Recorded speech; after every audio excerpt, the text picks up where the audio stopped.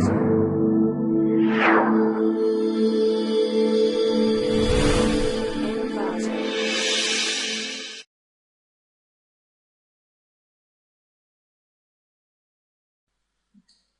to clickmyproject.com. Let's discuss about the product. Our product is increase in read noise margin of single bit line SRAM using adiabatic change of word line voltage. A single bit line static RAM, that is SRAM circuit, that employs adiabatic charging of a word line during a read operation was found to provide a large dynamic noise margin for reading. Single bitline reading is achieved by using a left access transistor and a shared reading port. The shared reading port greatly reduces the bitline capacitance, enabling the voltage of the bitline connected to the low voltage node of the flip-flop to change from the precharge voltage to ground. An analysis of the two-wise change in DNM revealed that the read noise margin of this circuit was 1.9 times larger than that of a conventional 2-bitline circuit. This circuit enables the design of an SRAM that is smaller than a conventional one, resulting in lower energy consumption. Wireless sensor network technologies are attracting attention in emerging applications such as industrial monitoring and security surveillance.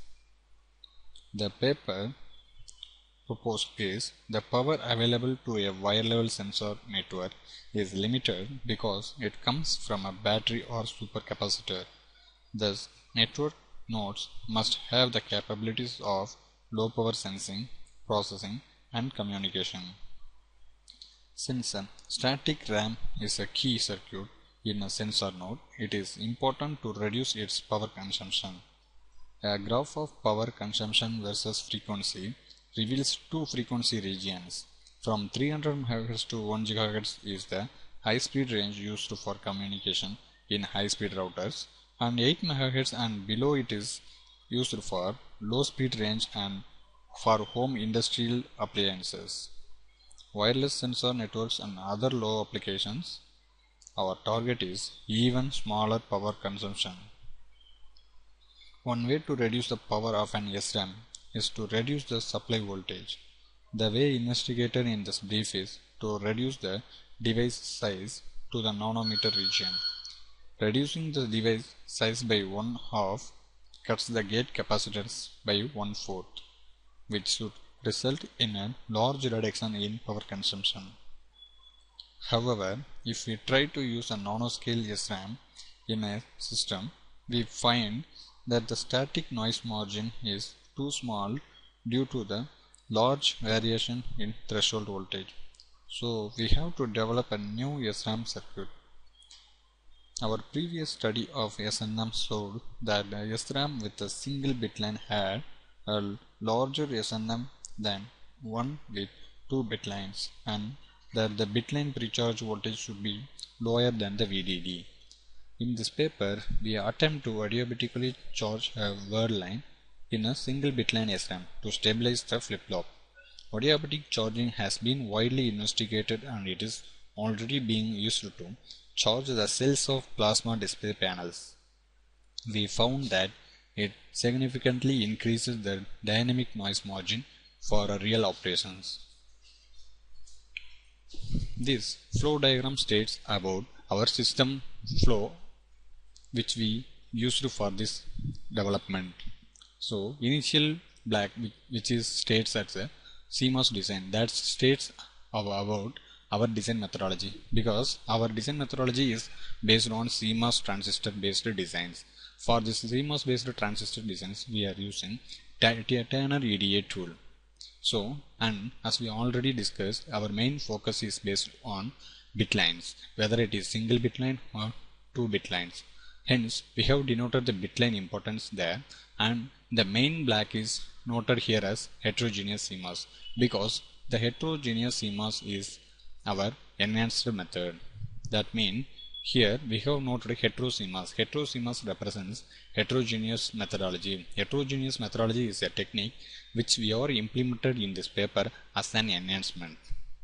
So finally, our overall design provides the SRAM cell. As usual, we are providing a conventional operation like write and read. During the read operation, we are performing the parameter measurements. Due to the parameter measurements, we can identify the possible parameters like such as accuracy, complexity and noise margin. So as our goal to reduce the noise margin, we can measure the noise margin with our proposed design and we can compare with the previous methodologies. It will give better performance results than the previous designs. Let's discuss something about the tool. For this CMOS design based methodologies, we have to use CMOS design tool that is called Tanner EDA tools. Commonly, Tanner EDA tools having lot of subdivisions that is called SEdit, LEdit, WEdit and such more. There are lot of under devices.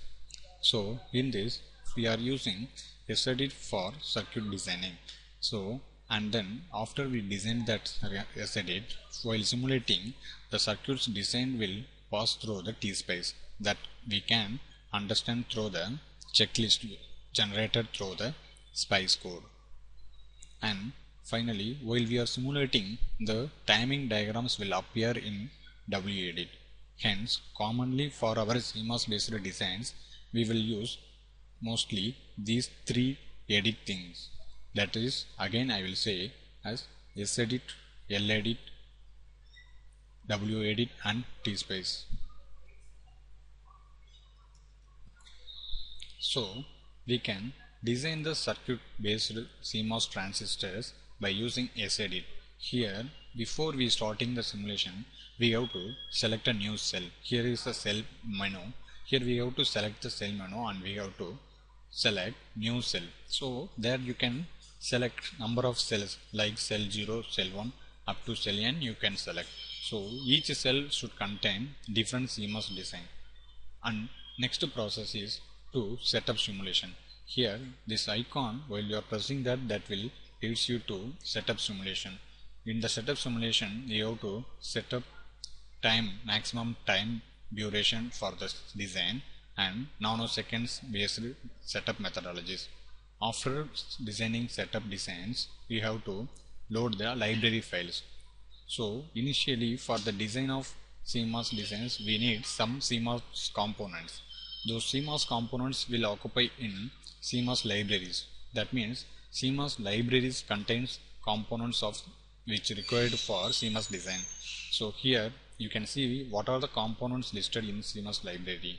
While you are pressing add, it will leads you a window menu.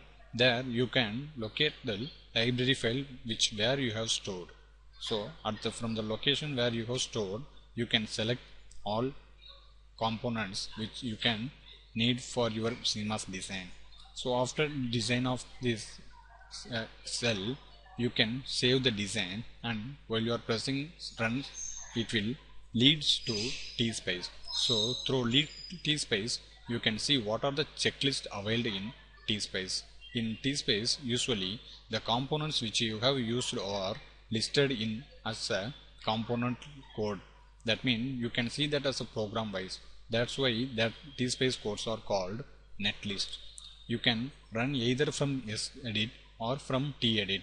From wherever you are running, the output timing diagrams will show in WEdit. In WEdit, you can see the waveforms which we have obtained for corresponding CMOS design. And also you can clarify what are the result parameters, and you can measure all the parameters which you need for the design from the WEdit. Thank you.